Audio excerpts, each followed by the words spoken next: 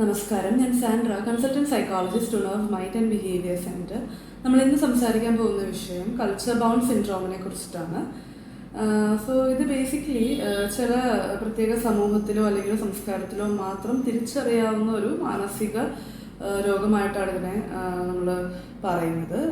ഇപ്പോൾ പല കൺട്രീസിലും പല രീതിയിലുള്ള പ്രസൻറ്റേഷൻസ് ആയിരിക്കും. ഇതിൽ നമ്മൾ നോക്കുന്നത് മെയിനായിട്ടും amok, attack the nervios and possession സിൻഡ്രോമാണ്.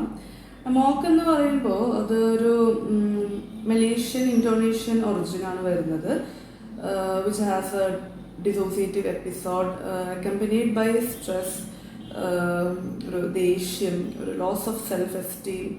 അപ്പോൾ ഇതിൻ്റെയൊക്കെ ഒരു റിയാക്ഷനാണ് അമോക് എന്ന് പറഞ്ഞാൽ. കൂടുതലും ഇത് പുരുഷന്മാരിലാണിത് പ്രിവലൻസ് കൂടുതൽ കമ്പാരിറ്റീവ്ലി.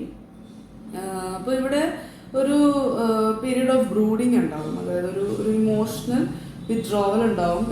പിന്നീടായിരിക്കും ഒരു പൊട്ടിത്തെറിയൊക്കെ ഉണ്ടാവുന്നത്. അപ്പോൾ ഇത് കൂടുതലും അവിടെ ഒരു കോസ് എന്ന് പറയാനായിട്ട് ഒരു സ്ട്രെസ് അല്ലെങ്കിൽ അവിടെ ഒരു കോൺഫ്ലിക്റ്റ് അനുഭവപ്പെടും എന്നുള്ളതാണ്. അതായത് ഒരു ചെറിയൊരു സ്ട്രെസ് ഉണ്ടെങ്കിൽ തന്നെ വലിയൊരു എക്സ്ട്രീം ഒരു റിയാക്ഷൻ ആയിരിക്കും, ഹയർ റിയാക്ഷൻ ആയിരിക്കും തരുന്നത്. ഒരു ഡിസ്പ്രപ്പോർഷനേറ്റ് ആയിട്ടുള്ളൊരു റിയാക്ഷൻ ആയിരിക്കും ഉണ്ടാവുന്നത്. ഇപ്പോൾ ഈവൺ ഒരു mild or severe stress or conflict ഉണ്ടായാൽ തന്നെ ഒരു ഹൈ എൻഡ് റിയാക്ഷൻ ആയിരിക്കും ഇവിടെ ഉണ്ടാവുന്നത്. പിന്നെ വേറൊരു ഫീച്ചർ എന്ന് പറഞ്ഞാൽ ഇവർക്ക് ഇത് ചെയ്യുന്ന പല കാര്യങ്ങളും ഇവർക്ക് ഓർമ്മ ഉണ്ടാവില്ല എന്നുള്ളതാണ്. അവർക്ക് ഒരു ട്രാൻസിയൻ്റ് അംനീഷ്യ പോലെയൊക്കെ കാണിക്കാം. പിന്നെ പെർസെപ്ച്വൽ ഡിസ്റ്റർബൻസസ് ഉണ്ടാവാം. ഇപ്പോൾ 25 മുതൽ ഒരു 40 വയസ്സ് വരെയുള്ള പുരുഷന്മാർക്കാണ് കൂടുതലും ഇത് കാണിക്കുന്നത്. പിന്നെ അവിടെ ഒരു അക്യൂട്ട് സ്ട്രെസ് ആണ് അവിടെ കൂടുതലുണ്ടാകുന്നത്. അപ്പോൾ അത് കാരണം ഒക്കെ ആയിരിക്കാം ഇത്തരത്തിലുള്ളൊരു കണ്ടീഷനിലേക്ക് അവർ വരുന്നത്.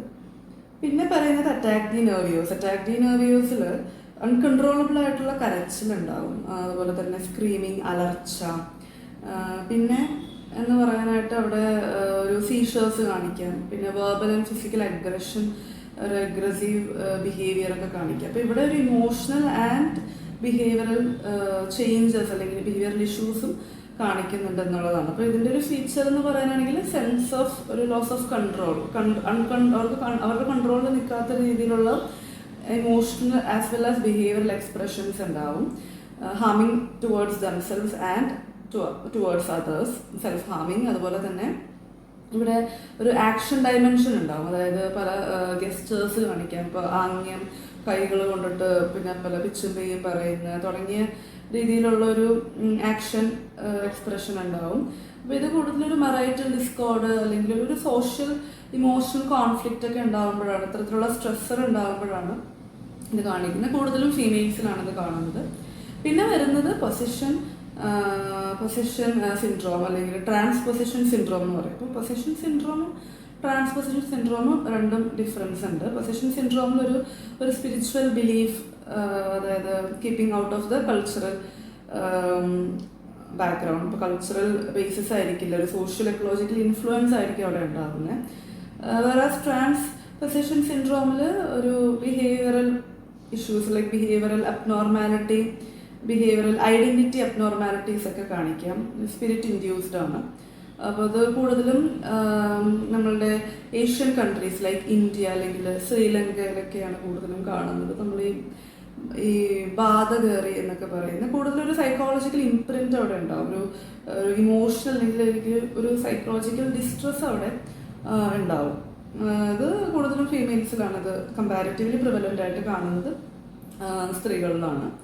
പിന്നെ സൗത്ത് ഈസ്റ്റ് ഏഷ്യൻ കൺട്രീസിലേക്ക് വരുമ്പോൾ ഇന്ത്യൻ സബ് കോണ്ടിനെൻറ്റിൽ നമ്മൾ ദാറ്റ് സിൻഡ്രോം എന്ന് പറയും. ദാറ്റ് സിൻഡ്രോം അതൊരു ഫോക്ക് ടേം ആണ്, which is seen in Rajasthan, north Indian സ്റ്റേറ്റ്സിലാണ് കൂടുതലും ഇത് കാണുന്നത്. അപ്പോൾ ഇവിടെ കൂടുതലും ഒരു മിസ്കൺസെപ്ഷനാണ്.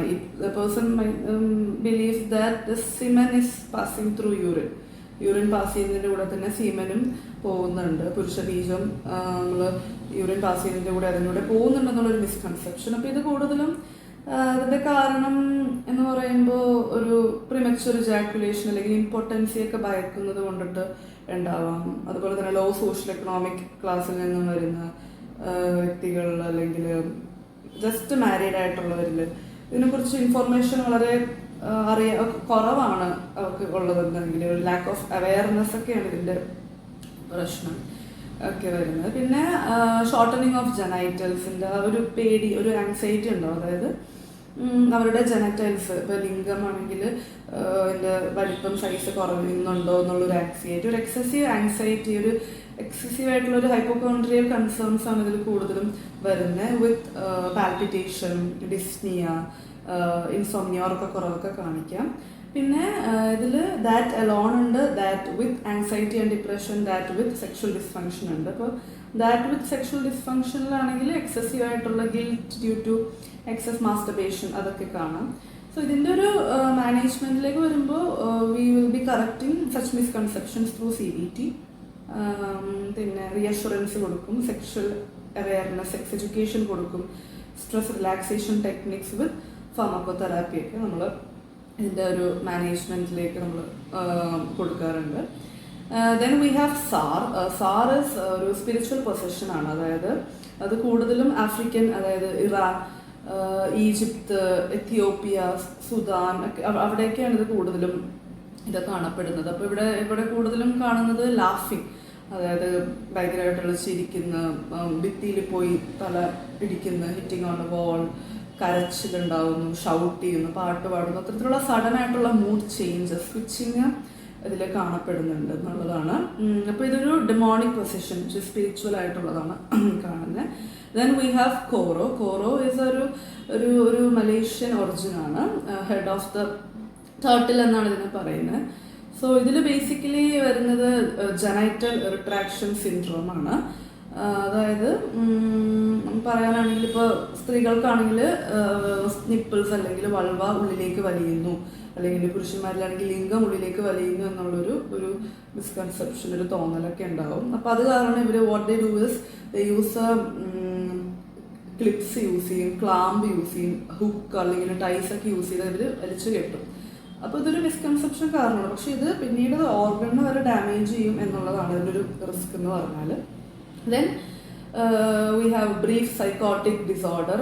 സോ ഇത് ബേസിക്കലി ഒരു പോസ് ഡിലറൻറ്റ് എന്നൊക്കെയാണ് നമ്മളിതിനെ പറയുന്നത്. അപ്പോൾ അതൊരു psychomotor agitation or excitement, ഒരു അഗ്രസീവ് ആയിട്ടുള്ള ബിഹേവിയർ, വയലൻറ്റ് എപ്പിസോഡ്സ് ഒക്കെയാണ് ഇതിൽ കൂടുതലും ഉണ്ടാകുന്നത്, which is very sudden and ബ്രീഫാണ്. അപ്പോൾ ഇതിൻ്റെ കൂടെ തന്നെ വിഷ്വൽ ഓഡിറ്ററി ഹാലുസിനേഷൻസ് ഉണ്ടാവും. പിന്നെ അതുപോലെ തന്നെ ഇത് സ്കിസോഫ്രീനിയ ആയിട്ടല്ല നമ്മളിതിനെ കാണുന്ന ഒരു നോൺ സ്കിസോ എഫക്റ്റീവ് സൈക്കോസിസ് ആണ്, വിച്ച് ഇസ് ട്രാൻസിയൻ, വളരെ ഷോർട്ടായിട്ടുള്ള ഒരു ഇതാണ്. Then we have susto. Susto is ഒരു ഫ്ലൈറ്റ് ഇൽനെസ്. നമ്മളതിനെ ഫ്ലൈറ്റ് ഇൽനെസ് അല്ലെങ്കിൽ സോൾ ലോസ് എന്നൊക്കെയാണ് ഇതിനെ പറയുന്നത്. ഒരു ലാറ്റിൻ അമേരിക്കൻ ഗ്രൂപ്പ് ഓഫ് കൺട്രീസിലാണ് ഇത് കൂടുതലും ഇത് കാണുന്നത്. പിന്നെ ഇതിൻ്റെ കൂടുതലും പറയാനാണെങ്കിൽ സൊമാറ്റിക് സഫറിങ് ആണ്, ഒരു ക്രോണിക് സൊമാറ്റിക് സഫറിങ്, ആങ്സൈറ്റിയാണ് ബേസിക്കലി. അതിപ്പോൾ എന്തെങ്കിലും കണ്ടിട്ടോ അല്ലെങ്കിൽ എന്തെങ്കിലും വിറ്റ്നസ് ചെയ്തോ, ഇപ്പോൾ എന്തെങ്കിലും മരണമൊക്കെ കണ്ടു കഴിഞ്ഞാൽ അവർക്ക് കൂടുതലും ഇൻസോംനിയ, ഭയങ്കര ലോ മൂഡ്, പിന്നെ അവർക്ക് ഒന്നും ചെയ്യാനായിട്ടൊരു താല്പര്യം ഉണ്ടാവില്ല, മസിൽ ടിക്സ്, ഇൻവോളണ്ടറി ആയിട്ടുള്ള മസിൽ ടിക്സുകൾ കാണിക്കാം. അതുപോലെ തന്നെ ഡയറിയ, പിന്നെ ഈറ്റിംഗ് ഡിസോർഡേഴ്സിലേക്ക് ഇപ്പോൾ അനോറക്സിയ, ഭക്ഷണം കഴിക്കാതിരിക്കുന്നത്. അപ്പോൾ ഇതിൻ്റെ ഇവിടെയൊക്കെ ഒരു ട്രോമാറ്റിക് ആയിട്ടുള്ളൊരു എക്സ്പീരിയൻസും ഇതിൻ്റെയൊക്കെ ഒരു കാരണമാണ്. Then we have brain fag syndrome. അപ്പോൾ ഇതൊരു നൈജീരിയൻ, ആഫ്രിക്കൻ കൺട്രീസിലാണ് ഇത് കൂടുതലും കാണുന്നത്. സോ ദിസ് ഈസ് ബേസിക്കലി ഭയങ്കരമായിട്ടുള്ളൊരു എക്സോഷൻ അല്ലെങ്കിൽ ഒരു ടയേർഡ് ഫീലിംഗ്, ഒരു ലോങ് അവേഴ്സ് ഓഫ് നമ്മൾ പഠിച്ചു കഴിയുമ്പോൾ ഉണ്ടാകുന്ന ഒരു രീതിയിലുള്ള ടയേർഡ്നെസ് ഒക്കെയാണ് ഇതിൽ കൂടുതലും. ഇതാണ് ബ്രെയിൻ ഫാറ്റ് സിൻഡ്രോം. സോ ഇത് ഈ കൾച്ചർ ബൗണ്ട് സിൻഡ്രോമിൽ നമ്മൾ കൂടുതലും ഇതിൻ്റെ ഒരു മാനേജ്മെൻറ്റ് ട്രീറ്റ്മെൻറ്റിലേക്ക് വരികയാണെങ്കിൽ സൈക്കോതെറാപ്പി തന്നെയാണ്, കോഗ്നിറ്റീവ് ബിഹേവിയറൽ തെറാപ്പി. സോ അവരുടെ മിസ്കൺസെപ്ഷൻസ്, അവരുടെ നെഗറ്റീവായിട്ടുള്ള തോട്ട്സ് ഒക്കെ നമ്മളതിൽ നിന്നും ചേഞ്ച് ചെയ്ത് ഒരു പോസിറ്റീവായിട്ടുള്ളൊരു വളരെ അപ്രോപ്രിയേറ്റ് ആയിട്ടുള്ളൊരു അഡാപ്റ്റീവ് ആയിട്ടുള്ള തോട്ട്സും കോപ്പിംഗ് മെക്കാനിസംസ് ഒക്കെയാണ് നമ്മളവിടെ ചെയ്യുന്ന treatment. With some cases severity അനുസരിച്ച് ചിലപ്പോൾ ഫാർമക്കോതെറാപ്പിയും മെഡിക്കൽ മാനേജ്മെൻറ്റും നമ്മൾ കൊടുക്കും. Thank U.